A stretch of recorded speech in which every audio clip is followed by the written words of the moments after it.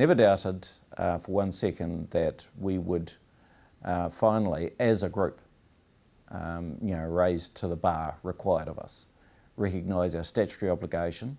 This is the last piece of the amalgamation jigsaw.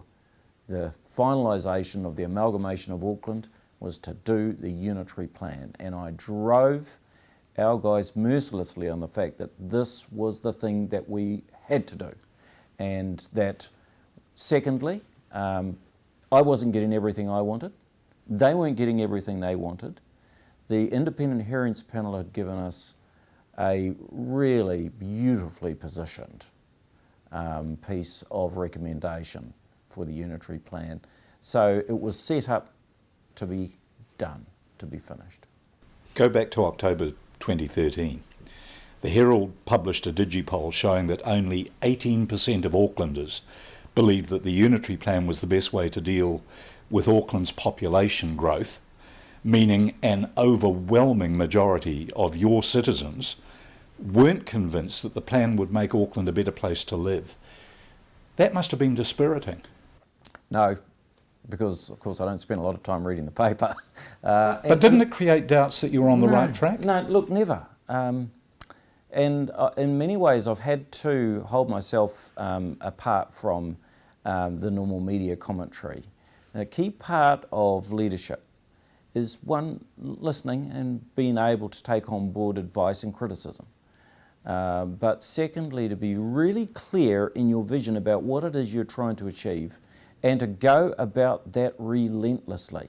So look, for me that figure, if I'd known of that figure at that point in time, I would have said, look, that means we've got an extra year to continue to bring people on board as to what it is that are the key parts of the vision for a quality compact city, why we need to do that. And certainly between that time and the time that we've just passed this plan, I think that people finally got it. The term Unitary Plan sounds forbidding. It sounds like just another piece of local government jargon. And when you look at what it's for, it seems to be quite prosaic. It sets out the type and the scale of land use and the buildings that are going to be allowed in every part of Auckland. What makes it so important in the total scheme of things? What makes it so important that you were prepared to go to the wall on it? It's basically going to transform the way in which Auckland will be built into the future as against the way it's been built in the past. The way that it was built in the past, and this was reflected in particularly in the 50s when we decided that we'd follow the Los Angeles model and just build our town urban sprawl and have the motorways follow it out, that we would just do this ceaseless and endless civic and city development around urban sprawl. So this is the first serious attempt at addressing what is ostensibly an anti-environment, anti-transport, anti-money focus in terms of building and most inefficient way of building a city, and to redress that and to build more up than out. And so the second part of that, of course, is that you'll have housing choices that are much, much more diverse than what you've presently got. The Kiwi quarter-acre Pavlova paradise suffered its last dying throes through the course of the Unitary Plan discussion. And so people will have much greater choice of apartments, terraced houses and all that. And thirdly, they'll be able to live and work much closer to their transport options, their public transport options, and to their workplace. So, that complete shift in how you build a city and how you live in a city and how a city works and operates around you has really been now put in place with the Unitary Plan. How much sympathy do you have, for the people who were objecting to the plan? Do you get what they were objecting to, what they were upset about? They don't like change. Many people who have come here seeking to escape the likes of the Manchesters and the Liverpools or the Shanghais. They're looking for a more open, greener city. And I think they can still find that in our city if that's what they really want. They can live on the periphery or in the broader bay suburbs. But what we're offering to all Aucklanders, new or well established and here for generations, is a choice in housing that is critical for establishing an efficient city, a city that operates in the most livable of ways and also respects the environment. You start spreading cities out and taking out green fields and lakes and waterways, you're immediately getting significant environmental impact. And so, having signed the compact for against global warming in Paris and supporting the government in that, this is also a way forward for us in having a much more stronger focus on preservation of our environmental beauty. A lot of people didn't feel that they were being given a choice. They felt that they were being bulldozed by a massive piece of planning legislation. Was it fair, do you think, simply to characterise those people as NIMBYs? No, they are treasured and loved members of our community like all are. I paid everyone in our city, working beside my Deputy Mayor Penny Hoss, and our councillors and our local board representatives. We went to the community 3 times with this plan and then had a final period of intense submissions to the independent hearing panel, an independent body chosen. So I think over a 4.5-year period, we did everything we could possibly do in a free and democratic society in giving people the opportunity to reflect, respond, argue with, debate the merits or otherwise of the plan for how we would build Auckland into the future, and then, having done that, make a decision and not go on ad infinitum relitigating.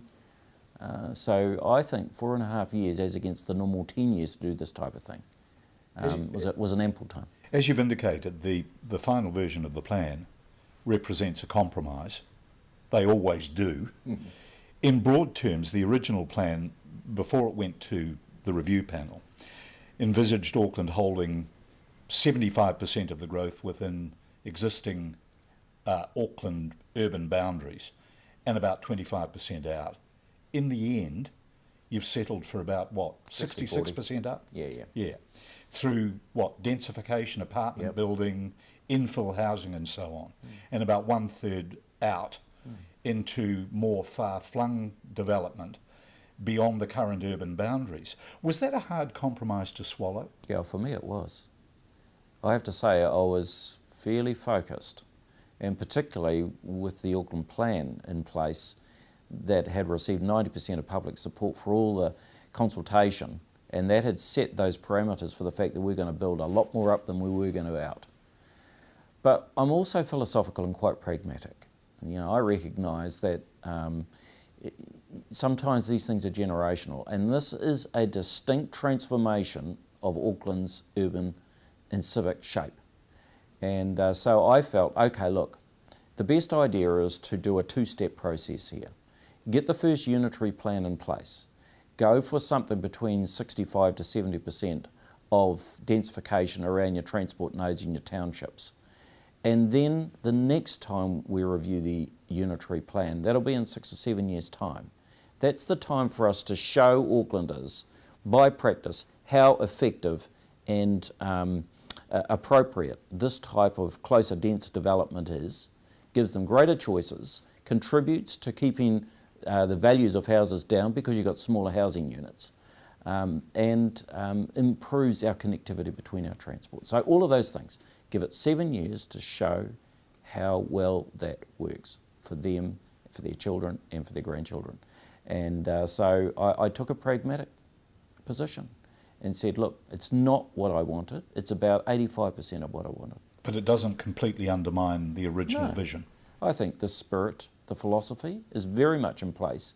And look, I really take my hat off to the independent hearings panel. They heard all of the tens of thousands of submissions in the end, and ended up, I think, delivering a more bullish final unitary plan that we agreed to unanimously than what we had in our draft unitary plan. Back in February, the Herald said in an editorial, "Let's acknowledge the courage of those who are willing to defend the revised unitary plan and see it through."